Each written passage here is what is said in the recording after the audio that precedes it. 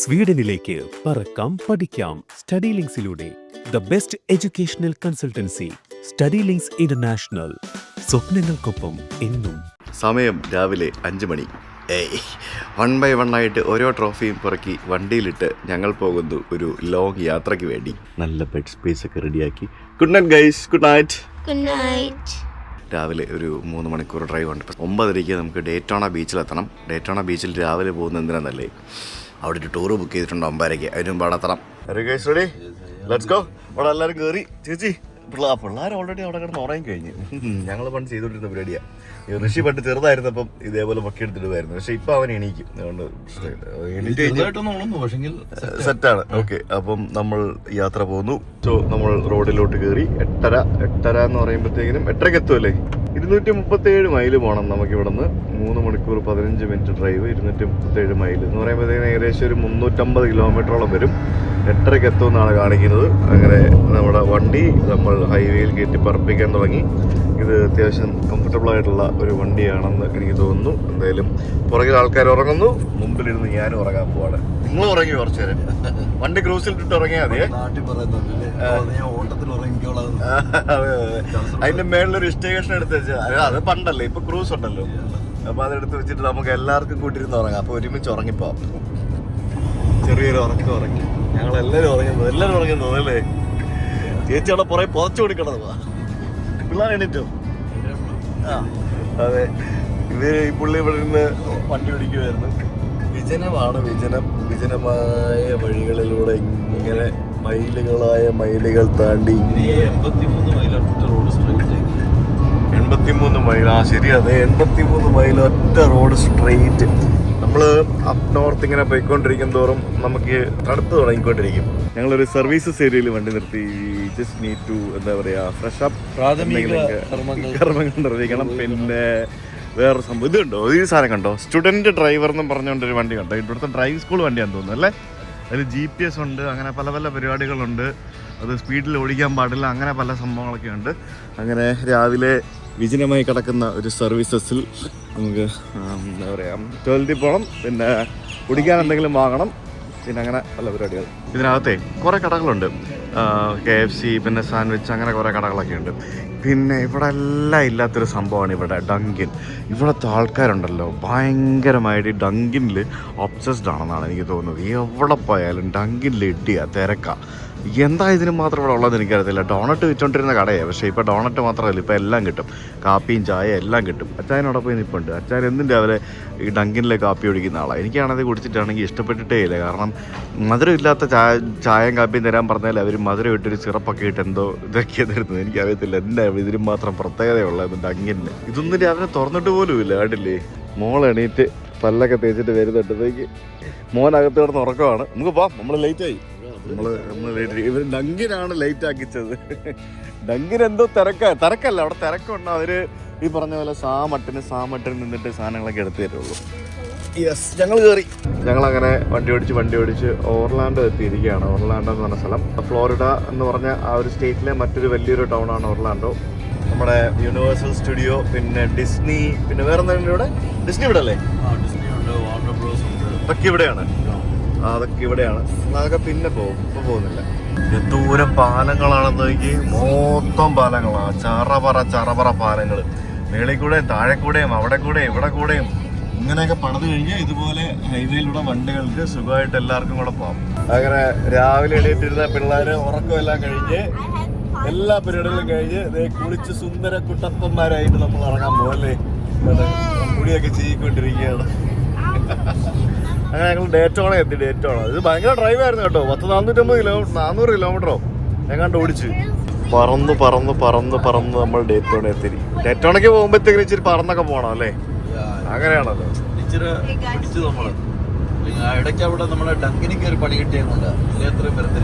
പുള്ളി homeless and hungry എന്നും പറഞ്ഞുകൊണ്ട് റോഡിന്റെ സൈഡിൽ നിൽക്കുന്ന ഒരാളുണ്ട്. ഭയങ്കര കോമൺ ആയിട്ടുള്ള കാഴ്ചയാണ് ഇവിടെ. നമ്മൾ ഇത്രയും നേരം ഓടിപ്പടച്ച് വന്നത് ഈ സ്ഥലത്തേക്കാണ്.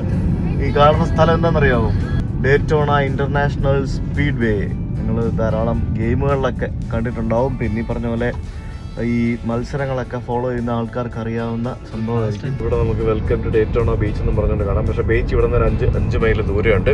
ബീച്ച് എന്ന് പറയുന്നത്, ഇവിടുത്തെ ബീച്ച് എന്ന് പറയുന്നത് നമ്മുടെ മുഴപ്പിലങ്ങാട് ബീച്ചില്ലേ, അതേപോലത്തെ ഒരു ഡ്രൈവിൻ ബീച്ചാണ്. അത് ചുമ്മാ ഡ്രൈവിൻ ബീച്ചല്ല, എനിക്ക് തോന്നുന്നു ഒരു 10-15 മൈൽ ഉണ്ടെന്ന് തോന്നുന്നു. അവിടെ പോയി നോക്കുമ്പോൾ നമുക്ക് കാണാം. അപ്പോൾ നമ്മളിവിടെ നമ്മുടെ ആ ഒരു ഇൻ്റർനാഷണൽ സ്പീഡ് വേ 1959 ആരംഭിച്ച ഒരു റേസിംഗ് ട്രാക്കാണ് ഈ ഡേറ്റോണ ഇൻ്റർനാഷണൽ സ്പീഡ് വേ എന്ന് പറയുന്നത്.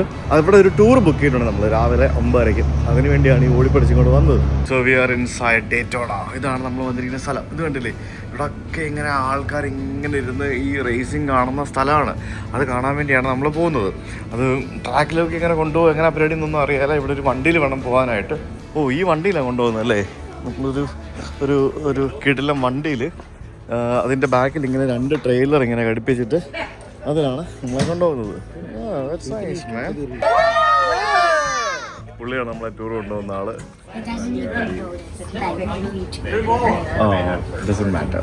നമ്മൾ കറക്റ്റ് 9:21 ഇവിടെ എത്തി. ചേട്ടാ അവിടെ അകത്ത് വണ്ടികളൊക്കെ ഓടുന്നുണ്ട്, ശബ്ദം കേൾക്കാം. അകത്ത് വണ്ടികളൊക്കെ ഇങ്ങനെ പറന്നു പോകുന്ന സൗണ്ടുകളൊക്കെ കേൾക്കാം.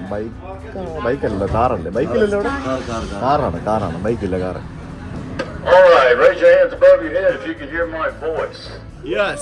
All right, if any time during our tour. നേരത്തെ കണ്ട പുള്ളിയില്ലേ, പുള്ളി Initially, we started racing here പുള്ളിയാണ് down അകത്ത് the വണ്ടി hard packed ഓടിച്ചോണ്ടിരിക്കുന്നത്. sand beaches of പുള്ളി the തന്നെയാണ് Daytona ഈ കമന്ററി Beach. പറയുന്നത്. ഒറ്റ The ആളാണ് hard packed sand നമ്മൾ beaches ഇത്ര here ആൾക്കാരെ were 2 ട്രെയിലറിൽ കൊണ്ടുപോയിട്ട് ടൂറും കാര്യങ്ങളൊക്കെ നടത്തുന്നത്.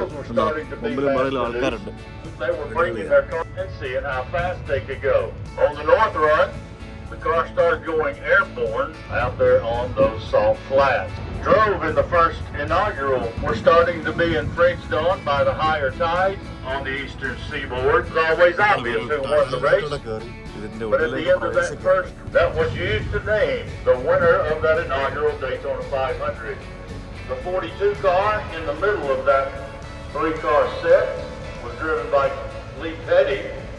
The 73 car at the bottom of that 3-car set was driven by Johnny Beauchamp. The car at the top of that 3-car set was a lap down and did not play into the finish. And 3 days after the finish of that inaugural Daytona 500, and after somebody who took a photograph, see the road course portion of our infield. 21 degrees of banking.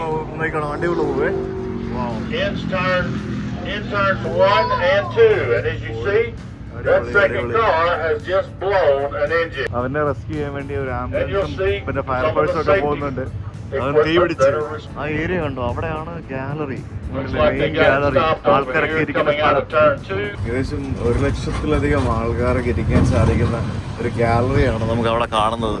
അതിങ്ങനെ പല കളറിൽ We're going to make a stop കസേരകൾ down കൊടുത്ത് here on this വെച്ചിരിക്കുക. end of the track. Asphalt ഉപയോഗിച്ച് നിർമ്മിച്ചിരിക്കുന്ന ട്രാക്കാണ് നമുക്ക് കാണാൻ സാധിക്കുന്നത്. From the yellow line all the way up to the safer area, that's how wide the track is. A proper distance to the door next to it. 31 degree ബാങ്കിങ്ങിലാണ് അവിടെ ആ road പണിത് വെച്ചിരിക്കുന്നത്. ആ ഒരു സാധനം ഇങ്ങനെ ചരിഞ്ഞ് വാഹനങ്ങളിങ്ങനെ ആ ഒരു സ്പീഡിൽ വളവ് തിരിഞ്ഞ് പോകണമെങ്കിൽ അത്രയും ഒരു ബാങ്കിങ് ഓഫ് കർവ് ഉണ്ടെങ്കിൽ മാത്രമേ അത് സാധിക്കുകയുള്ളൂ. പിന്നെ ഇവിടുത്തെ കുറേ കാര്യങ്ങളൊക്കെ ഇവരിവിടെ നിന്ന് എക്സ്പ്ലെയിൻ ചെയ്തുകൊണ്ടിരിക്കുകയാണ്. ഇവരെല്ലാം ഈ റേസിംഗ് ഭ്രാന്തന്മാരാട്ടോ, പ്രത്യേകിച്ച് റെഡ് ഷർട്ട് ഇട്ടവനൊക്കെ. ഇവരൊക്കെ ഇവിടെ നിന്ന് ഓരോ ഇൻസിഡൻറ്റുകളെ പറ്റിയും ഇവിടെ നടന്ന ഓരോ കാര്യങ്ങളെ പറ്റിയും റെക്കോർഡുകളെ പറ്റിയും പിന്നെ പല പല സംഭവങ്ങളെ പറ്റിയൊക്കെ ഇങ്ങനെ വാദോരാതെ ഇങ്ങനെ സംസാരിച്ചുകൊണ്ടിരിക്കുകയാണ്.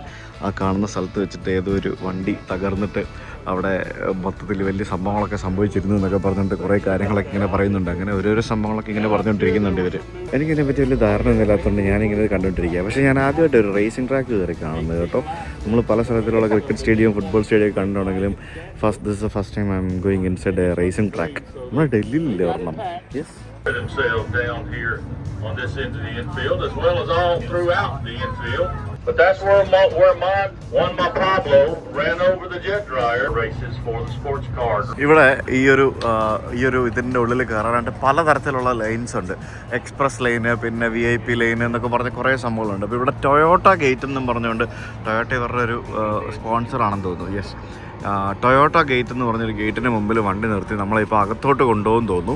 ഇത് ഭയങ്കര വലിയ ഏരിയ കേട്ടോ, ഭയങ്കര വലിയ സ്ഥലം എന്ന് പറഞ്ഞാൽ ഭയങ്കര വലിയ സ്ഥലം. അപ്പോൾ നമുക്ക് ഇതിൻ്റെ ഉള്ളിലേക്ക് കയറി നമ്മളതിൻ്റെ ഫ്രണ്ടിൽ ഇതിൻ്റെ ഈ ഡേറ്റോണ എന്നൊക്കെ പറഞ്ഞ് എഴുതിയിട്ടില്ലായിരുന്നോ? ആ ഡേറ്റോണ എന്ന് എഴുതിയിരിക്കുന്ന ഓരോ ലെറ്ററിൻ്റെയും ആ ഡിയുടെ ലെറ്ററിൻ്റെ ഹൈറ്റ് 15 അടി ഉണ്ടെന്ന്. ഡിയുടെ ലെറ്റർ. പിള്ളേർ സ്റ്റെപ്പ് കയറി പോകാണല്ലോ. പുറകെ ചേച്ചിയും പോകുന്നുണ്ട്. നമുക്ക് സ്റ്റെപ്പ് കയറണോ എസ്കലേറ്റർ എടുക്കണോ? നമ്മൾ 2 ദിവസമായി ജിമ്മിൽ പോയിട്ട്. ടൊയോട്ട മോർ ദാൻ എത്ര ലക്ഷമാണ്? 30 ലക്ഷമോ? 3 കോടിയാണെന്ന് തോന്നുന്നു കേട്ടോ. 3 ലക്ഷമോ 30 ലക്ഷമോ 3 കോടി എങ്ങോണ്ട, എത്രയെന്ന് മനസ്സിലാവുന്നില്ല. അപ്പോൾ ആ അത്രയും വണ്ടികൾ ടൊയോട്ടയുടെ പരസ്യമാണ് കാണുന്നത്. അപ്പോൾ ഇത് കഴിഞ്ഞ വർഷത്തെ ഡേറ്റോണ 500ൽ പങ്കെടുത്ത വണ്ടികളുടെ റെപ്ലിക്കയാണ് ഈ കാണുന്നത്. എല്ലാം ടൊയോട്ടയാണ്. ക്യാമ്രി, ടൊയോട്ട ക്യാമ്രി റെപ്ലിക്ക ആട്ടോ ഇത്. ടൊയോട്ട വണ്ടികൾ സ്പോൺസർ ആയതുകൊണ്ടായിരിക്കും ടൊയോട്ടയുടെ വണ്ടികളൊക്കെ ഇവിടെ പ്രദർശനത്തിന് വെച്ചിട്ടുണ്ട്. കുറേ വണ്ടികൾ ഇവിടെ ഇങ്ങനെ എനിക്ക് തോന്നുന്നു വരുന്ന ആൾക്കാർക്ക് എക്സ്പീരിയൻസ് ചെയ്യാൻ വേണ്ടിയാണെന്ന് തോന്നുന്നു. ഷോറൂമിലൊക്കെ വെച്ചിരിക്കുന്ന പോലെ തന്നെ ഇങ്ങനെ വെച്ചിരിക്കുന്നത് കേട്ടോ. നമ്മളിപ്പോൾ ആ ദൂരേന്ന് കണ്ട ആ ഒരു സ്റ്റാൻഡ്സ് ഏരിയയിലേക്കാണ് വന്നിരിക്കുന്നത്. അതായത് ആളുകൾ ഇരിക്കുന്ന സ്ഥലത്തേക്കാണ് വന്നിരിക്കുന്നത്. ഇതൊക്കെ എങ്ങനെയാണ് ഉണ്ടാക്കിയിരിക്കുന്നതെന്ന് നോക്കി. സ്റ്റീലായിരിക്കും അല്ലേ? യെസ്, സ്റ്റീൽ സ്ട്രക്ചറിൽ ഉണ്ടാക്കിയിരിക്കുന്ന സംഭവം കണ്ടോ. എന്താ അല്ലേ, എൻ്റെ പൊന്നോ. അങ്ങനെ നമ്മളവിടേക്ക് വന്നു. ഇത് ഭയങ്കര രസമാട്ടോ ഇത്. അതിനകത്തൂടെ എമർജൻസി വാഹനങ്ങളൊക്കെ പോകുന്നുണ്ട്. ഇവിടെ ഫുൾ എമർജൻസി വാഹനങ്ങളുടെ കളികളാണ് കേട്ടോ. ഫയറിൻ്റെ വണ്ടിയാണ് പോയത്. അവന്മാർക്കൊക്കെ അതിനകത്തൂടെ അടിപൊളിയായിട്ട് ഓടിക്കാതെ. ഇങ്ങനെ ഈ റേസിങ്ങിൻ്റെ സമയത്ത് ഇങ്ങനെ ഷൂ എന്നും പറഞ്ഞുകൊണ്ട് എന്താണ് 192 മൈൽ പെർ അവർ, അതായത് 192 മൈൽസ് പെർ അവർ സ്പീഡിലായിരുന്നു കഴിഞ്ഞ തവണത്തെ ആ ഒരു ടോപ്പ് സ്പീഡ് ക്ലോക്ക് ചെയ്തതെന്നാണ് പറയുന്നത്. ഈ കാണുന്ന സ്ഥലമാണ് ഇതിൻ്റെ സ്റ്റാർട്ടിങ് ഫിനിഷിങ് പോയിന്റ്. ഇവിടെയാണ് അതിൻ്റെ പരിപാടികളൊക്കെ. ഈ വണ്ടിയുടെയൊക്കെ ടയർ മാറുന്ന പരിപാടികളൊക്കെ കണ്ടിട്ടില്ലേ? അങ്ങനത്തെ സംഭവങ്ങളൊക്കെ നടക്കുന്നതാണ്. പിന്നെ ഇത് ഈ കാണുന്നതാണ് ഗ്യാരേജ്. അങ്ങനെ മൊത്തത്തിൽ ഈ ഒരു സ്റ്റാൻഡ്സിൽ ഇരുന്ന് കഴിഞ്ഞാൽ നമുക്ക് ഇവിടെ ഇരുന്ന് കഴിഞ്ഞാൽ ഇവിടെ നടക്കുന്ന എല്ലാ പരിപാടികളും നമുക്ക് കാണാൻ സാധിക്കും. ഇനി അതല്ലാതെ ആൾക്കാർ ക്യാരവനും ക്യാമ്പർവാനും ഒക്കെ ആയിട്ട് വന്നിട്ട് അവിടെ ബാക്കിൽ കുറേ ക്യാമ്പർവാൻ സെറ്റപ്പുകളൊക്കെ ഉണ്ട്. അവിടെയൊക്കെ ക്യാമ്പ് ചെയ്തിട്ടും ഈ പറഞ്ഞ പോലെ കളികൾക്കൊക്കെ കാണാൻ വരും. പിന്നെ അവിടെ കുറച്ച് ഓൺലി ഫാൻസ് VIP ഏരിയ ഉണ്ട്. അങ്ങനെ കുറേ സ്ഥലങ്ങളൊക്കെ ഉണ്ട്. പിന്നെ ഇവിടെ നോക്കുമ്പോഴത്തേക്കിനും നല്ല അടിപൊളി സീറ്റുകൾ, നല്ല കളർഫുൾ പല മൾട്ടി കളറിലെ സീറ്റുകൾ. അല്ലാതെ നമ്മുടെ കല്ലൂർ സ്റ്റേഡിയം പോലല്ല. അവിടെ എന്തൊക്കെയാണ് നടന്നതെന്ന് ആർക്കറിയാം. ഇനിയിപ്പോൾ അതൊക്കെ പുറത്ത് വരണം. പിറ്റ് സ്റ്റോപ്പ്, മറ്റേ ടയർ പറഞ്ഞു ഈ മറ്റുള്ള ഫുട്ബോളിനൊക്കെ ആണെങ്കിൽ ഏറ്റവും കണ്ടിരിക്കുന്നുണ്ടല്ലോ കൂടുതൽ പൈസ. ഇവിടെ ഏറ്റവും പൈസ കൂടുതലുള്ള സീറ്റ് ഏറ്റവും പുറകെ ഇരിക്കുന്നത്. അവിടെ വ്യൂ, അവിടെ നിന്നാണ് വ്യൂ. ഇത് പെട്ടെന്ന് പോകും, വിറ്റ് പോകും. പക്ഷെ എന്നാലും അവിടെ മിഡിൽ സെക്ഷനും മേളിൽ ഇരിക്കുന്നതിനാണ് പൈസ കൂടുതൽ. എന്താല്ലേ, നിങ്ങൾ വന്നിട്ടുണ്ടോ കാണാൻ? ഞാൻ ഇവിടെ അല്ല, വേറെ കണ്ടിട്ടുണ്ട് നമ്മൾ. ഓക്കെ, ഇവന്മാർ ട്രിപ്പ് അടിച്ചോണ്ടിരിക്കും കേട്ടോ ഈ ഫയറിന്റെ വണ്ടികള്. അവന്മാർ ഇതൊക്കെ റൗണ്ട് അടിച്ചോണ്ടിരിക്കാൻ തോന്നുന്നു. ഇവിടെ ശരിക്കും ഈ ഒരു 31 ഡിഗ്രി ആ ഒരു ബാങ്കിങ് ഓഫ് കർവ് ഉള്ള സ്ഥലത്ത് വണ്ടി ഓടിക്കണം എന്നുണ്ടെങ്കിൽ നിങ്ങളുടെ വണ്ടി മിനിമം 71 മൈൽ 70 മൈലിന് മുകളിലായിരിക്കണം. അതേപോലെ തന്നെ ഈ സ്റ്റിയറിംഗ് കൗണ്ടർ സ്റ്റിയറിംഗ് ആവും. അങ്ങനെയൊക്കെ അല്ലേ പുള്ളി പറഞ്ഞത്? നമ്മൾ ഓടിക്കാത്ത നമുക്ക് അറിയാമല്ല ആ സംഭവങ്ങളും. നമുക്ക് ഈ സ്റ്റിയറിംഗ് കൗണ്ടർ സ്റ്റിയറിംഗ് എന്ന് പറഞ്ഞാൽ നമ്മൾ ഇടത്തോട്ട് തിരിക്കുമ്പോൾ വണ്ടി വലത്തോട്ട് പോകുക, അങ്ങനത്തെ പരിപാടിയൊക്കെ അല്ലേ, അങ്ങനത്തെ സംഭവങ്ങളൊക്കെ ഉണ്ട്. അപ്പോൾ അത് കൗണ്ടർ സ്റ്റിയറിംഗ് ചെയ്യണം. അപ്പോൾ അതൊരു പ്രത്യേക ട്രക്കാണ്. അങ്ങനെ ഓടിക്കാൻ പരിശീലിച്ച ആൾക്കാർക്ക് മാത്രമേ ഇതിനകത്ത് വണ്ടി ഓടിക്കാൻ പറ്റുള്ളൂ. ഇങ്ങനെ ഇരിക്കാം, നമുക്ക് കപ്പ് ഹോൾഡർ ഉണ്ട്. തിയേറ്ററിലൊക്കെ ഇരിക്കുന്ന പോലെ തന്നെ ഇങ്ങനത്തെ സീറ്റാണ് കണ്ടോ, തിയേറ്ററിലൊക്കെ ഇരിക്കുന്ന പോലത്തെ സീറ്റാണ്. ഇവിടെ ഇരുന്ന് ഈ പറഞ്ഞ പോലെ വണ്ടികളൊക്കെ വരുന്നത് കാണാനായിട്ട് ഒരു പ്രത്യേക രസമായിരിക്കും. കാരണം ഇതിനോട് താല്പര്യമുള്ള ആൾക്കാരൊക്കെ ഉണ്ടാവുമല്ലോ. ഇങ്ങനെ ആലയും വിളിയും നിലവിളിയും സംഭവങ്ങളൊക്കെ ആയിരിക്കുമല്ലോ. ഈ സ്റ്റേഡിയത്തിൽ ഏറ്റവും വലിയ വെല്ലുവിളി എന്ന് പറയുന്നത് ഈ ഫുൾ ടൈം ഇങ്ങനെ വെയിലത്തിരിക്കുന്ന ഈ കളർഫുൾ സീറ്റുകൾ ഫെയ്ഡ് ആവാതെ നോക്കുക എന്നുള്ളതാണ്. ഇതൊക്കെ വർഷങ്ങളായിട്ടിരിക്കുന്ന സീറ്റുകളാണ്. ഇത് ഫെയ്ഡ് ആവാതിരിക്കാൻ അത്ര ക്വാളിറ്റിയുള്ള സാധനങ്ങൾ യൂസ് ചെയ്യണം. ഇല്ലെങ്കിൽ ഇടയ്ക്കിടയ്ക്ക് ഈ സീറ്റുകൾ ഇങ്ങനെ മാറിക്കൊണ്ടിരിക്കും. ഇത് ഫെയ്ഡ് ആവും. പിന്നെ ഇതിലിങ്ങനെ പ്ലാസ്റ്റിക് ഇങ്ങനെ ഇളകി വരും. അങ്ങനെ ഒത്തിരി പ്രശ്നങ്ങൾ ഈ സീറ്റുകളിലുണ്ട്. നമ്മുടെ ഇപ്പം റീസെൻ്റായിട്ട് ഈ മെസ്സി വരുന്നതുമായിട്ട് റിലേറ്റഡ് ആയിട്ട് നമ്മുടെ കലൂർ സ്റ്റേഡിയത്തിൽ എന്തൊക്കെയോ നവീകരണ പ്രവർത്തനങ്ങളൊക്കെ നടക്കുന്നതായിട്ട് നമ്മൾ വാർത്തകളൊക്കെ കണ്ടതാണല്ലോ. അപ്പോൾ അതൊക്കെ എന്താണെന്നൊക്കെ നമുക്കറിയാമല്ല അതിൻ്റെ പുറകിലൊക്കെ എന്താണെന്നുള്ളത്. പക്ഷേ അവിടെ എന്തൊക്കെയോ പരിപാടികളൊക്കെ നടക്കുന്നുണ്ട്. എന്തായാലും അത് എന്താ പറയുക, I am not gonna talk anything about it. I am coming. put a number on the car and went to racing. If they won, they got them ഫോർഡിന്റെ ഒക്കെ to ട്രക്ക് get you ഉണ്ടോ? into that Hall of Fame. എന്തുകൊണ്ടേ ഇത് ട്രക്കൊക്കെ ബസ്സാക്കി.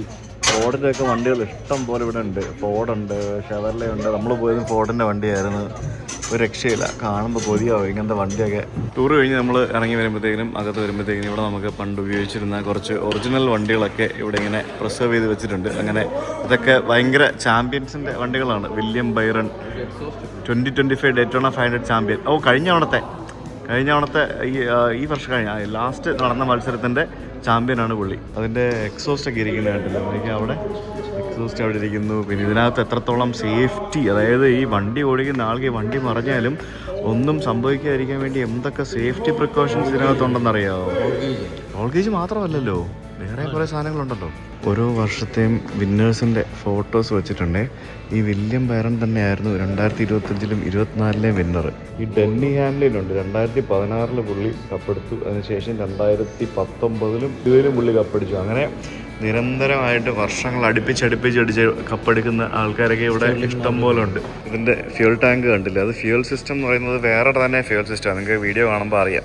അത് വളരെ എളുപ്പത്തിൽ fuel നിറയ്ക്കാവുന്ന പോലത്തെ പരിപാടിയാണ് അതിനകത്ത് കാണിക്കുന്നത്. ഹൈലി കസ്റ്റമൈസ്ഡ് ആയിട്ടുള്ള വണ്ടിയാണ്.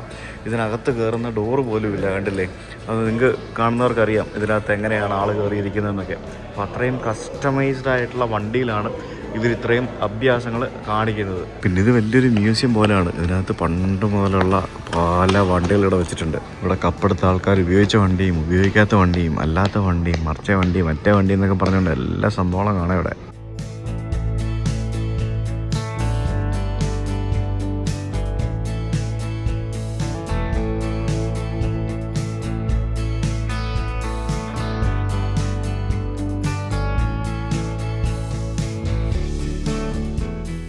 ഇവിടെ നിങ്ങൾക്ക് ഈ ഡേറ്റോണ ട്രാക്കിൽ ആ സർക്യൂട്ടിൽ ഗെയിം കളിക്കാം. അതിന് 16 വയസ്സിന് മുകളിലായിരിക്കണം. $15 കൊടുത്തു കഴിഞ്ഞാൽ ഇവിടെ ഇരുന്ന് ഇങ്ങനെ ഗെയിം കളിക്കാം. സിമുലേറ്ററാണോ ഇതുണ്ടോ? അത് മറ്റേ ചെയർ ചരിഞ്ഞും മറിഞ്ഞൊക്കെ പോകുന്നുണ്ട്. ചെയർ മാത്രമല്ല, മറ്റേ ആ ഡിസ്പ്ലേയും ചരിയുന്നുണ്ട്, TV സാധനമൊക്കെ ചരിയുന്നുണ്ടോ. നേരത്തെ നമ്മൾ ട്രാക്ക് ഞാൻ പറഞ്ഞില്ലേ 31 ഡിഗ്രിയാണ് ട്രാക്ക് ഉള്ളതെന്നുള്ളത്. ആ 31 ഡിഗ്രി എന്ന് പറഞ്ഞാൽ ഇതാണ്. ഒന്ന് ആലോചിച്ചേക്ക്, ഇതിനകത്ത് നമുക്കൊരാൾക്ക് നടന്നു പോലും അതിൻ്റെ മേളിലോട്ട് കയറി പോകാൻ പറ്റില്ല. അത്രയും ആംഗിളാണ് 31 ഡിഗ്രി എന്ന് പറയുമ്പോഴത്തേക്കും. ആ 31 ഡിഗ്രിയിൽ ഒരു വണ്ടി ചരിഞ്ഞ് തിരിഞ്ഞ് പോകണമെന്നുണ്ടെങ്കിൽ അതിൻ്റെ ആ ഒരു ബാങ്കിങ് ഓഫ് കർവ് അനുസരിച്ച് ഓടിക്കാനായിട്ട് അതൊരു പ്രത്യേക ഒരു കഴിവുണ്ടെങ്കിൽ മാത്രമേ പറ്റുള്ളൂ. പിന്നെ ഒരു പർട്ടിക്കുലർ സ്പീഡ് മെയിൻറ്റെയിൻ ചെയ്യണം. അങ്ങനെ പല സംഭവങ്ങളുണ്ട്. ഇതാണ് 31 ഡിഗ്രി. അതിവിടെ നമുക്ക് മനസ്സിലാക്കാൻ വേണ്ടി വെച്ചിരിക്കുന്ന. കാരണം നമുക്ക് അവിടെ ആ ഒരു ട്രാക്ക് നമുക്ക് ദൂരെ നിന്ന് കാണുമ്പോഴത്തേക്കിനും ആ ചരിവ് നമുക്ക് മനസ്സിലാവില്ല. 1961 വേൾഡ്സ് ഫാസ്റ്റസ്റ്റ് റേസ് കാർ അതാണ് ഈ കാണുന്നത്. എന്തായാലും ഒരു വിമാനം പോലെ ഉണ്ട്. ജാഗ്വറിൻ്റെ ഒരു റേസ് കാർ. അങ്ങനെ പല കമ്പനികൾക്ക് ഉള്ള റേസ് കാറുകൾ നമുക്കിവിടെ ഇവരുടെ പ്രദർശനത്തിന് വെച്ചിരിക്കുന്നത് കാണാൻ സാധിക്കും. ഈ കാണുന്ന വണ്ടി കണ്ടില്ലേ, ബ്ലൂ ബേർഡ് ജാക്സ് എന്ന് പറഞ്ഞ ഒരു വണ്ടിയാണത്. ഇത് ഒരാൾ അവിടെ ഇരുന്ന് ഓടിക്കുന്ന ഒരു വണ്ടി. ഈ വണ്ടിയുടെ പ്രത്യേകത എന്താണെന്ന് പറഞ്ഞു കഴിഞ്ഞാൽ, ഇത് ഇവിടെ നമ്മളിനി പോകാൻ പോകുന്ന ഡേറ്റോണ ബീച്ചിൽ 1935 444 km/h സ്പീഡിൽ വേഗത കൈവരിച്ച് ഓടിച്ച ഒരു വണ്ടിയാണ്. ആ ഒരു ചിത്രം നമുക്കിവിടെ വെച്ചിരിക്കുന്ന കാണാം. 444 km/h അല്ലെങ്കിൽ 276.82 മൈൽസ്/അവർ സ്പീഡിൽ ആ ഒരു ഡേറ്റോണ ബീച്ചിലെ സാൻഡിലൂടെ ഈ വണ്ടി ഓടിച്ചു എന്നാണ് 1935. ആ വണ്ടിക്ക് ഉപയോഗിച്ചിരുന്ന അന്ന് ഉപയോഗിച്ചിരുന്ന 2 ടയറാണ് ഇവിടെ എടുത്ത് വെച്ചിരിക്കുന്നത്. കണ്ടോ, ഈ ആളാണ് ഇത് ഓടിച്ചത്. അതിൻ്റെ സംഭവങ്ങളൊക്കെ നമുക്കിവിടെ കാണാം. ഒരു ഫോട്ടോയും മറ്റൊക്കെ നമുക്കിവിടെ കാണാം. അന്ന് ഈ ഹൈഡ്രോളിക് സിസ്റ്റം ഒക്കെ നിലവിലുണ്ടായിരുന്നുണ്ടെങ്കിലും ഈ വണ്ടിയുടെ ഒരു പ്രത്യേകത കാരണം അന്ന് കൈ കൊണ്ട് ഉപയോഗിച്ച് മാനുവലിയാണ് ഇതിൻ്റെ ടയറൊക്കെ മാറിക്കൊണ്ടിരുന്നത്. എന്നാലും 1935 ഈ വണ്ടി ഇങ്ങോട്ട് ഇങ്ങനെയൊക്കെ ഓടിക്കാന്നൊക്കെ പറയുമ്പോൾ എന്തോ അല്ലേ സംഭവം. എത്ര സിലിണ്ടറാ? 12 സിലിണ്ടർ അവിടെ എഴുതി വെച്ചിട്ടുണ്ടല്ലോ. അതാണ് UK-US ഫ്ലാഗ് കണ്ടോ. UK-യുടെ US-ൻ്റെ ഫ്ലാഗാണ് വെച്ചിരിക്കുന്നത്. അത് റോൾസ് റോയ്സിൻ്റെ എഞ്ചിനായിരുന്നു. 1 മിനിറ്റിൽ 2.9 ഗാലൻസ് ഇന്ധനം കുടിക്കുന്ന എഞ്ചിനായിരുന്നു. വെറുതെ അല്ല, റോൾസ് റോയ്സിൻ്റെ എഞ്ചിനൊക്കെ കൊണ്ടുവച്ചിട്ട് വിമാനത്തിന് എഞ്ചിൻ എടുത്തിട്ട് കാർ ഉണ്ടാക്കി എങ്ങനെ ഉണ്ടാവും, അതേപോലെ ഇരിക്കും. അവിടെ ഇതിലല്ലേ എക്സിറ്റ്? യെസ്. ആ ഒരു ഡേറ്റോണ ബീച്ചിൻ്റെ ഒരു ഏരിയൽ ചിത്രം അവിടെ വെച്ചിട്ടുണ്ട്. എനിക്ക് പണ്ട് പോലെ ഈ പറഞ്ഞ പോലെ ബീച്ചിൽ ആൾക്കാർ വണ്ടി ഓടിക്കാൻ വന്നിരുന്നതും അങ്ങനെയുള്ള സംഭവങ്ങളും ഒക്കെയാണ് നമുക്കിവിടെ കാണുന്നത്. കണ്ടോ, ഇവിടെ ബീച്ചിൽ റേസിംഗ് നടക്കാറുണ്ട് എന്നാണ് എനിക്ക് അറിയാൻ സാധിച്ചത്. ബീച്ച് റേസിംഗ് അല്ലേ? നമ്മളവിടെ പോയി ബീച്ചിൽ നിന്ന് റേസിങ് ചെയ്ത് കഴിഞ്ഞാൽ പോലീസ് പിടിച്ച് അകത്തിടും. മുഴപ്പിലങ്ങാട് ബീച്ചിൽ പോയിട്ട് ചെയ്ത് കഴിഞ്ഞാൽ അവിടെ എന്തോരം അപകടങ്ങളുണ്ടാകുന്നത്. ഇത് റെഗുലേഷൻസ് ഇല്ലാത്തതാണ് ഇതിൻ്റെയൊക്കെ കാരണം. ഇവിടെ ഇവരിത് വെച്ച് കച്ചവടം ചെയ്യുന്നു. നമ്മളത് വെച്ചിട്ട് 10 രൂപ അല്ല 20 രൂപ അല്ല 50 രൂപ വാങ്ങിച്ച് ബീച്ചിലേക്ക് ആൾക്കാരെ വിട്ടിട്ട് അവിടെ അത് ചെയ്യുന്നു. അപ്പോൾ റെഗുലേഷൻസ് കൊണ്ടുവന്നു കഴിഞ്ഞാൽ അവിടെ നമുക്ക് പല പൈസ ഉണ്ടാക്കുന്ന പല പരിപാടികൾ ചെയ്യാൻ പറ്റും. പണ്ടത്തെ ഗ്യാസ് സ്റ്റേഷൻസൊക്കെ നമുക്ക് ഇവിടെ കാണാം. ഈ സാധനങ്ങളൊക്കെ ഇഷ്ടംപോലുള്ളതാണ്. ടൂറെല്ലാം കഴിഞ്ഞ് ഇറങ്ങി വരുമ്പോഴത്തേക്കിനും ഇവിടെ ഇവർക്ക് വലിയ ഒരു സുവനീർ ഷോപ്പുണ്ട്, ഗിഫ്റ്റ് ഷോപ്പ്. ഇവിടെ നിന്ന് ടീഷർട്ടും മാഗ്നറ്റും പിന്നെ തൊപ്പി, കിപ്പി, പിന്നെ അങ്ങനെ പല പരിപാടികളൊക്കെ വാങ്ങാം. കൊള്ളായിരുന്നു കേട്ടോ സംഭവം. ഒരു വെറൈറ്റി സ്ഥലം. ഞാൻ ഫുട്ബോൾ സ്റ്റേഡിയം, ക്രിക്കറ്റ് സ്റ്റേഡിയം ഒക്കെ കയറി കണ്ടിട്ടുണ്ട്. പക്ഷേ ഇത് ആദ്യമായിട്ടാണ് കയറി കാണുന്നത്. നമ്മൾ ഡൽഹിയിലുണ്ടായിരുന്നു. അത് പക്ഷെ മറ്റേ ഗോകാർട്ട് സെറ്റപ്പ് അല്ലേ? എന്താണെങ്കിലും ഒരെണ്ണം ഉണ്ടല്ലോ, ഒരു റേസിംഗ് ട്രാക്ക് ഉണ്ടല്ലോ, സംഭവം ഉണ്ടല്ലോ. മറ്റേ ഫെറാറി വേൾഡ്. അത് അബുദാബിയിൽ. അപ്പോൾ ഡൽഹിയിൽ ഇതേപോലെ ടൂറൊന്നും ഇല്ലെന്ന് എനിക്ക് തോന്നുന്നത്. നമ്മുടെ നാട്ടിൽ അങ്ങനെ സ്റ്റേഡിയം ടൂറോ അല്ല ഇങ്ങനത്തെ ടൂർ അങ്ങനത്തെ കൺസെപ്റ്റ് ഒന്നും ഇല്ല. നമുക്ക് അതൊന്നും ക്യാഷ് ആക്കാൻ അറിയാം.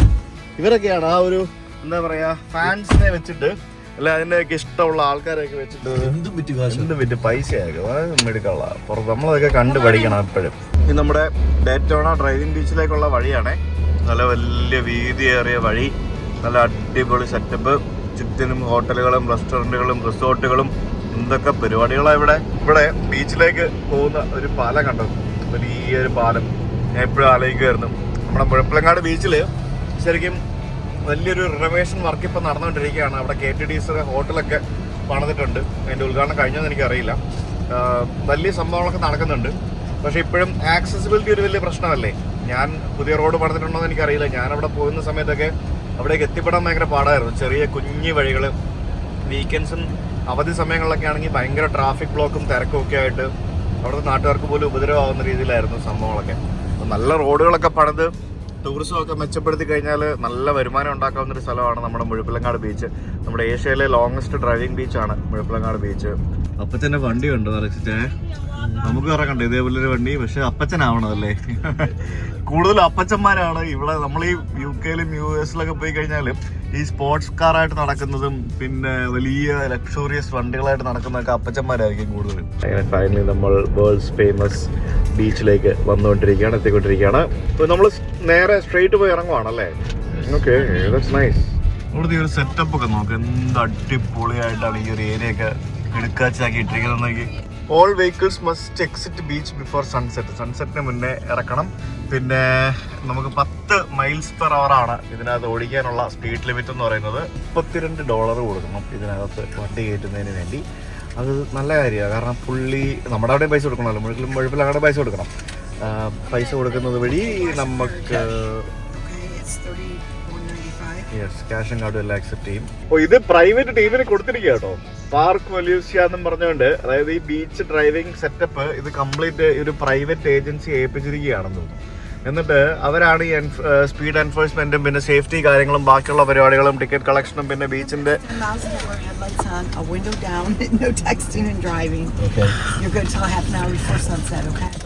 Thank you. മനസ്സിലായില്ലേ? ടെക്സ്റ്റ് ചെയ്ത് വണ്ടി ഓടിക്കരുത്. പിന്നെ ഹെഡ്ലൈറ്റ് ഓൺ ആയിരിക്കണം. പിന്നെ വിൻഡോസ് ഒരെണ്ണമെങ്കിലും ഡൗൺ ആയിരിക്കണം. അങ്ങനെയൊക്കെയാണ്. കാരണം എന്തെങ്കിലും അപകടത്തിൽ പെട്ട് കഴിഞ്ഞാൽ ആൾക്കാർ രക്ഷിക്കണമല്ലോ, അതിന് വേണ്ടിയാണ് അങ്ങനെ സംഭവങ്ങളൊക്കെ ചെയ്തിരിക്കുന്നത്. പിന്നെ 10 മൈൽസ് പെർ അവർ, അതായത് ഏകദേശം എത്ര 15 കിലോമീറ്റർ പെർ അവർ അല്ലേ, 20-ൽ താഴെ ഓടിക്കണം. അതാണ് സംഭവം. അങ്ങനെ നമ്മൾ ബീച്ചിലേക്ക് പ്രവേശിച്ചു. അപ്പോൾ ഇവിടെ വണ്ടികളും ഉണ്ട്, ഈ പറഞ്ഞ പോലെ ആൾക്കാരുണ്ടാവും. അപ്പോൾ ഇങ്ങനെ ഒരു ട്രാക്ക് പോലെ ഉണ്ട്. ആ ട്രാക്കിലൂടെ പതുക്കെ വണ്ടി ഓടിക്കുക. അങ്ങനെ നമ്മൾ ബീച്ചിലൂടെ വണ്ടി ഓടിച്ചുകൊണ്ടിരിക്കുകയാണ് സുഹൃത്തുക്കളെ. തകർത്ത് വണ്ടി ഓടിക്കാൻ പറ്റില്ല. പിന്നെ 10 മൈൽസ് പെർ അവർ വേഗതയിൽ നമുക്ക് വണ്ടി ഓടിക്കാൻ സാധിക്കുകയുള്ളൂ. അപ്പോൾ ഇവിടെ എങ്ങനെ പരിപാടി എന്ന് പറഞ്ഞു കഴിഞ്ഞാൽ നമുക്ക് ഇവിടെ ഇങ്ങനെ ദൂരെ കാണാം. ശരിക്കും നമ്മുടെ മുഴപ്പിലങ്ങാട് ബീച്ച് പോലെ തന്നെയുള്ള ഒരു സെറ്റപ്പാണ്. അപ്പോൾ ഇവിടെ ബീച്ചിലൂടെ ആൾക്കാർ സൈക്കിൾ ഓടിക്കുന്നവരുണ്ടാവും, നടക്കുന്നവരുണ്ടാവും, പിന്നെ പല തരത്തിലുള്ള വണ്ടികളിൽ വരുന്നവരുണ്ടാവും. അതിന് സൈഡിലായിട്ട് ചെറുതും വലുതുമായിട്ടുള്ള റിസോർട്ടുകൾ, പിന്നെ റെസ്റ്റോറൻറ്റുകൾ, പിന്നെ അങ്ങനെയുള്ള സംഭവങ്ങളൊക്കെ നമുക്ക് കാണാം. പിന്നെ ട്രാഫിക് ലൈൻസ് വ്യക്തമായിട്ട് അവർ മാർക്ക് ചെയ്ത് വെച്ചിട്ടുണ്ട്. പിന്നെ ഇടയ്ക്ക് ക്രോസ് ചെയ്യാലപ്പോൾ വണ്ടികളൊക്കെ പോകും. പിന്നെ എല്ലാ സ്ഥലത്തും ലൈഫ് ഗാർഡ്സ് അവൈലബിൾ ആണ്. പിന്നെ കുറേ സ്ഥലങ്ങളിൽ ഇങ്ങനെ ആൾക്കാർ കടലിൻ്റെ സമയത്ത് ഇങ്ങനെ പാർക്ക് ചെയ്തിട്ട് വണ്ടിയിൽ നിന്ന് സാധനങ്ങളൊക്കെ എടുത്തിട്ട് സ്വന്തമായിട്ട് നമുക്ക് ബെഡും കാര്യങ്ങളൊക്കെ കൊണ്ടുവരാം, ചെയറൊക്കെ കൊണ്ടുവരാം. ചില ആൾക്കാർ അവിടെ നിന്ന് ഫിഷിങ് ചെയ്യുന്നുണ്ട്, ചില ആൾക്കാർ അവിടെ കുളിക്കുന്നുണ്ട്. അങ്ങനെ സ്വിമ്മിങ്ങിനും മറ്റുമൊക്കെ ആയിട്ട് വരുന്ന ആൾക്കാർ ഉള്ള ഒരു ബീച്ച്. ഇത് എത്ര കിലോമീറ്റർ ഉണ്ടെന്ന് ചോദിച്ചു കഴിഞ്ഞാൽ ഏകദേശം ഒരു 23 മൈൽ ദൂരം ഈ ഒരു ബീച്ച് ഇങ്ങനെ, ഈ ഒരു ഡേറ്റോണ ബീച്ച് ഇങ്ങനെ നീളം ഉണ്ടെന്നുണ്ടെങ്കിലും അത്രയും ദൂരം നമുക്ക് വണ്ടി ഓടിക്കാൻ പറ്റില്ല, കുറച്ച് ദൂരം വണ്ടി ഓടിക്കാൻ പറ്റുള്ളൂ. അമേരിക്കയിലാണ് ലോകത്തിലെ ഏറ്റവും ലോങ്ങസ്റ്റ് ഡ്രൈവിംഗ് ബീച്ച് ഉള്ളത്. അത് വാഷിങ്ടൺ എന്ന് പറഞ്ഞ സ്റ്റേറ്റിലാണ്. ഏകദേശം 28 മൈൽ വരുന്ന ദൂരം നമുക്ക് അവിടെ വാഷിങ്ടണിൽ വണ്ടി ഓടിക്കാൻ സാധിക്കും. അത് ഞാൻ ഇതുവരെ പോയിട്ടില്ല. നമുക്ക് എപ്പോഴെങ്കിലും അവിടെ പോകുന്ന സമയത്ത് നമുക്ക് അവിടെ പോകാൻ സാധിക്കും. ഇവിടെ ഇഷ്ടംപോലെ ആൾക്കാർ വന്ന് നിൽപ്പുണ്ട് കേട്ടോ. ഇഷ്ടംപോലെ ആൾക്കാർ ഇപ്പോൾ ഇവിടെ പല പല വണ്ടികളായിട്ട് വന്ന് ഇങ്ങനെ സൈഡിലും മറ്റുമൊക്കെ ആയിട്ട് നിൽക്കുന്ന ആൾക്കാർ ഇഷ്ടംപോലെ നമുക്ക് ഇവിടെ കാണാൻ സാധിക്കും. ഇവിടെ സൈഡിൽ വണ്ടിയൊക്കെ പാർക്ക് ചെയ്തിട്ടിരിക്കുന്നത് കണ്ടില്ലേ. പക്ഷെ വെള്ളത്തിൽ കൊണ്ട് പാർക്ക് ചെയ്യരുത്. വെള്ളത്തിൽ കൊണ്ട് പാർക്ക് ചെയ്ത് കഴിഞ്ഞാൽ പണി പാടും. അല്ല, ഒരു ലൈൻ തിരിച്ചിട്ടുണ്ടല്ലോ, ഉണ്ടല്ലോ, വണ്ടി അങ്ങോട്ടും ഇങ്ങോട്ടും. ട്രാഫിക് ലൈൻ ഇതിനപ്പുറത്തോട്ട് പോകരുത്. ഓക്കെ. എനിക്ക് പണ്ട് മുഴപ്പിലങ്ങാട് പണി കിട്ടിയിട്ടുണ്ട്. അതായത് പണ്ട് എത്ര വർഷം മുമ്പാന്ന് എനിക്ക് ഓർമ്മയില്ല. ഞാൻ യൂട്യൂബ് ചാനലൊക്കെ തുടങ്ങുന്നതിന് മുമ്പാണ്, കുറേ വർഷം മുന്നെയാണ്. അപ്പോൾ അന്ന് ഞാനും എൻ്റെ ഒരു ഫ്രണ്ടും കൂടെ ഞങ്ങൾ ഗോവയ്ക്ക് പോകാൻ വേണ്ടി ഇറങ്ങി. അപ്പോൾ ആദ്യമായിട്ട് ഈ മുഴപ്പിലങ്ങാട് ബീച്ചിൽ ഞാൻ പോകുന്നു. ഞാനും എൻ്റെ ഒരു ഫ്രണ്ടും കൂടി ഞങ്ങൾ ഇവിടെ വണ്ടി ഇറക്കുന്നു. വണ്ടി ഇറക്കിയിട്ട് അവിടെ ഒരു അരിവാൾ ചുറ്റികയുടെ ഒരു സിഗ്നൽ ഉണ്ടായിരുന്നല്ലോ, ഒരു സാധനം ഉണ്ടായിരുന്നല്ലോ. അതിന് സമീപത്ത് കൊണ്ടുപോയി ഞാനും അവനും കൂടെ വണ്ടി പാർക്ക് ചെയ്യുന്നു. ഞങ്ങൾ അവിടെ നിർത്തി ഫോട്ടോ എടുക്കുന്നു. ഭയങ്കര ഫോട്ടോ എടുപ്പായിരുന്നു. കുറച്ച് കഴിഞ്ഞ് വണ്ടിക്കകത്ത് കയറി വണ്ടി സ്റ്റാർട്ട് ചെയ്യാൻ പോയപ്പോഴത്തേക്കിനും വണ്ടി സ്റ്റക്ക്. വണ്ടിയുടെ ഫ്രണ്ട് താന്നു പോയി. വണ്ടി അനങ്ങുന്നില്ല, വണ്ടി സ്റ്റക്ക്. എന്ത് ചെയ്യാനോ, ഒന്നും ഒരു രക്ഷയില്ല. എന്നിട്ട് അവിടെ സമീപത്തുള്ള കുറച്ച് ആൾക്കാരൊക്കെ ചേർന്ന് വന്ന്, അപ്പോൾ അങ്ങനെ വണ്ടി സ്റ്റക്ക് ആവുന്നവരെ റെസ്ക്യൂ ചെയ്യാൻ വേണ്ടി അവിടെ അന്ന് കുറേ ആൾക്കാരുണ്ടായിരുന്നു. ചെറുപ്പക്കാരെല്ലാവരും കൂടെ ചേർന്ന് വന്ന് അവർ എത്ര 5000 രൂപ വേണമെന്ന് പറഞ്ഞു. വണ്ടി പൊക്കി തരാം, 5000 രൂപ വേണം, ഇല്ലെങ്കിൽ നീ ക്രൈം വിളിക്കണം, ക്രൈം വിളിക്കാൻ 10-15,000 രൂപ എന്ന് പറഞ്ഞു. അപ്പോൾ ഞങ്ങൾ ബാർഗെയിൻ ചെയ്ത് 2000-2500 രൂപ എങ്ങാണ്ട് കൊടുത്തു. ഞങ്ങളുടെ പൈസ അധികം ഇല്ലായിരുന്നു. 2500 രൂപ കൊടുത്ത് ഞങ്ങൾ വണ്ടി പൊക്കി അവരെടുത്ത് മാറ്റി. അവർ 5-6 പേര് ചേർന്ന് ഞങ്ങളെല്ലാം കൂടെ ചേർന്ന് വണ്ടി പൊക്കി എടുത്ത് മാറ്റി സൈഡിലോട്ട് മാറ്റി വെച്ചു. എന്നിട്ട് ഞങ്ങൾ അപ്പുറത്ത് പോയിട്ട് വണ്ടി വാഷ് ചെയ്ത് കുട്ടപ്പനായിട്ട് അത് ഓടിച്ച് ഗോവയ്ക്ക് പോയി. ഒരു വല്ലാത്ത എക്സ്പീരിയൻസ് ആയിരുന്നു. അതിനുശേഷം ഞാൻ പലതവണ ഞാൻ ബീച്ചിൽ പോയിട്ടുണ്ട്. ബീച്ചിൽ കൂടെ സൈഡിലൂടെ വണ്ടി ഓടിച്ചിട്ടുണ്ട്. ഞാൻ അവിടെ കൊണ്ട് പാർക്ക് ചെയ്യാൻ നിന്നിട്ടില്ല. നമുക്കറിയത്തില്ലല്ലോ അത് എങ്ങനെയാണ് അവസ്ഥ, ഏത് രീതിയിലാണ്, എവിടെയാണ് കുഴിഞ്ഞു പോകുന്നത്, എവിടെയാണ് എന്ത് രീതിയിലാണെന്ന് നമുക്കറിയാമല്ലോ. അപ്പോൾ പണി കിട്ടുകയാണെങ്കിൽ പണി കിട്ടും. ഞങ്ങളിവിടെ പുറത്തിറങ്ങി ഇവിടെ ബീച്ചിൻ്റെ സൈഡിൽ വണ്ടി പാർക്ക് ചെയ്ത് നമ്മൾ ഫോട്ടോ ഒക്കെ എടുത്ത് അടിപൊളി. ഈ വണ്ടി കഴുകണ്ടേ? നമ്മൾ റെൻ്റേക്കാർ എടുത്തിട്ടാണ് വന്നത്. ഇവിടെ അങ്ങനെ പരിപാടി എന്ന് അറിയാമോ, ശരിക്കും വെള്ളത്തിൽ ഇറക്കുകയാണെങ്കിൽ വണ്ടി കഴുകണം, അങ്ങനെയാണല്ലോ അതിൻ്റെ പരിപാടി എന്ന് പറയുന്നത്.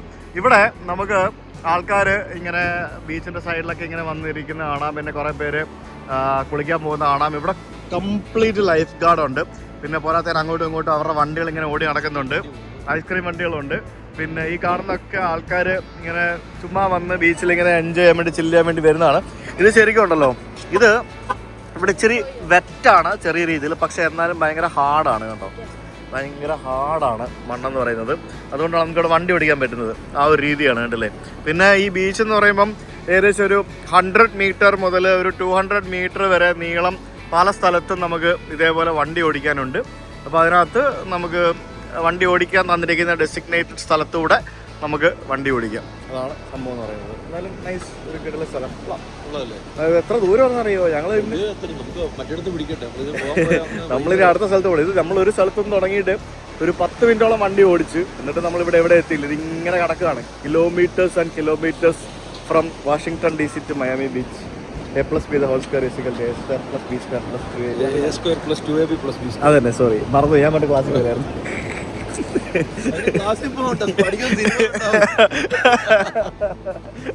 അയ്യോ കൊള്ളാം. ഇന്നലെ അടിപൊളിയായിരുന്നു. വളച്ചോ ഡ്രിഫ്റ്റ് ചെയ്യണോ? വേണ്ടല്ലോ, പതുക്കെ വളച്ചാൽ മതി. അങ്ങനെ ഡ്രിഫ്റ്റ് ചെയ്താണ് ആൾക്കാരെ ഇറക്കാതാവുന്നത് പല സ്ഥലത്ത്. നമ്മുടെ മുഴപ്പിലങ്ങാടൊക്കെ സംഭവിക്കുന്നത് അതാണ്. അവിടെ പോയിട്ട് വണ്ടി, നമ്മുടെ നാട്ടിൽ നിയമമുണ്ട്, ഇത്ര കിലോമീറ്ററിൽ കൂടുതൽ ഓടിക്കാൻ പാടില്ല, ഇത്ര സ്പീഡിൽ ഓടിക്കാൻ പാടുള്ളൂ, ഇങ്ങനെയൊക്കെ ഓടിക്കാൻ പാടുള്ളൂ. അപ്പോൾ അത് കാണിക്കാതെ, അത് ചെയ്യാതെ അവിടെ പോയിട്ട് ഷോ കാണിക്കാൻ പോകുമ്പോഴാണ് ഈ പ്രശ്നമാകുന്നത്, അപകടം സംഭവിക്കുന്നതും പരിപാടികൾ സംഭവിക്കുന്നത്. ഒത്തിരി ഇത് വെക്കുന്ന ഈ റെസ്ട്രിക്ഷൻസ് ഒക്കെ റെസ്ട്രിക്ഷൻസ് വെക്കുന്നു, പിന്നെ നിർത്താനാവുന്നു, കയറ്റാൻ പറ്റാതാവുന്നു. പാലിക്കുവാണെങ്കിൽ ഒരു പ്രശ്നമില്ല, എല്ലാവർക്കും എൻജോയ് ചെയ്യുമല്ലോ അല്ലേ? അത്രേ ഉള്ളൂ. ഇവിടെ ഇപ്പോൾ എല്ലാവരും അവിടെ സൈഡിൽ വണ്ടി പാർക്ക് ചെയ്യുന്നു, എന്നിട്ട് നേരെ ഇറങ്ങി ഇവിടെ വെയിലെത്തിരിക്കുന്നു. അതാണ് പരിപാടി. ഇതൊരു പ്രത്യേക ഫീലാണ് കേട്ടോ. ഞാൻ കടലിൻ്റെ സൈഡിൽ കൂടി ഇങ്ങനെ വണ്ടി ഓടിച്ചു പോകുന്നത്. എന്താ അവിടെ മീൻപിടുത്തമുണ്ട്. ഇവിടെ ഈ സ്ഥലത്താണ് അവർ മറ്റേ റേസിംഗ് നടത്തിയത്. ഈ ബീച്ചിൽ അവർ റേസിംഗ് നടത്തി. അപ്പോൾ അങ്ങനെ റേസിംഗ് നടന്നപ്പോഴത്തേക്ക് വെറുതെ നടത്തില്ല, അതിന് വേണ്ട എല്ലാ സുരക്ഷാ സംവിധാനങ്ങളും ഒരുക്കി 1935 440 കിലോമീറ്റേഴ്സ് പെർ അവർ സ്പീഡിൽ ഇവിടെ ഈ ബീച്ചിൽ കൂടെ 1935 അവർ വണ്ടി ഓടിച്ച് റേസിങ് നടത്തി. അയ്യോ ഭയങ്കര സംഭവം അല്ലേ, ആലോചിക്കേ. 35 നമ്മുടെ നേരത്തെ കാർ പോലും ഇറങ്ങിയിട്ടുണ്ടായിരുന്നു അല്ലേ, പലതും. ഇവിടുത്തെ ഐസ്ക്രീം വണ്ടി കണ്ടില്ലേ, നോക്കിയാൽ ബീച്ചിലെ ഐസ്ക്രീം വണ്ടി കിണി പറഞ്ഞ് പാട്ടുണ്ടല്ലേ.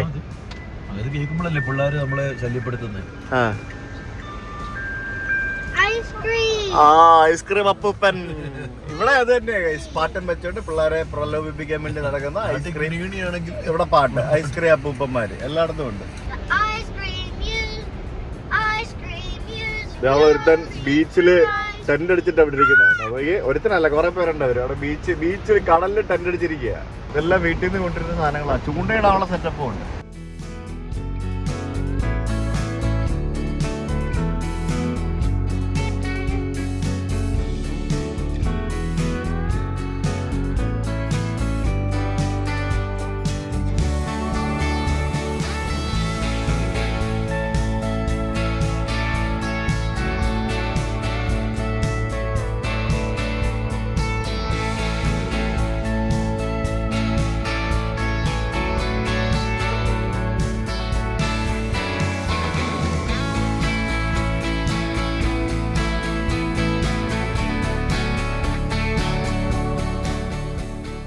അങ്ങനെ പരിപാടി കഴിഞ്ഞു. നമ്മൾ പോയ സ്ഥലത്ത് നിന്ന് തിരിച്ചു വന്നു. നമ്മൾ ശരിക്കും ഇതിൻ്റെ ഒരറ്റത്തുനിന്ന് പോയിട്ട് മറ്റേ അറ്റത്തേക്ക് നമ്മൾ പോയില്ല, മറ്റേ അറ്റം നമ്മൾ കണ്ടില്ല. ഇവിടെ ട്രാഫിക് ഫ്രീ സോൺ ഉണ്ട്, ഇവിടെ 911 ലൈഫ് ഗാർഡ് ഉണ്ട്, പിന്നെ അങ്ങനെ പല പല സംഭവങ്ങളും ഉണ്ട്. തിരിച്ചു വന്നു. അടിപൊളിയായിരുന്നു കേട്ടോ, നൈസ് അല്ലേ, പൊളിച്ച്. അപ്പോൾ നമ്മളങ്ങനെ അമേരിക്കയിലെ മുഴപ്പിലങ്ങാട് ബീച്ചും നമ്മൾ കണ്ടിരിക്കുകയാണ്, ഫ്ലോറിഡയിലെ മുഴപ്പിലങ്ങാട് ബീച്ച്.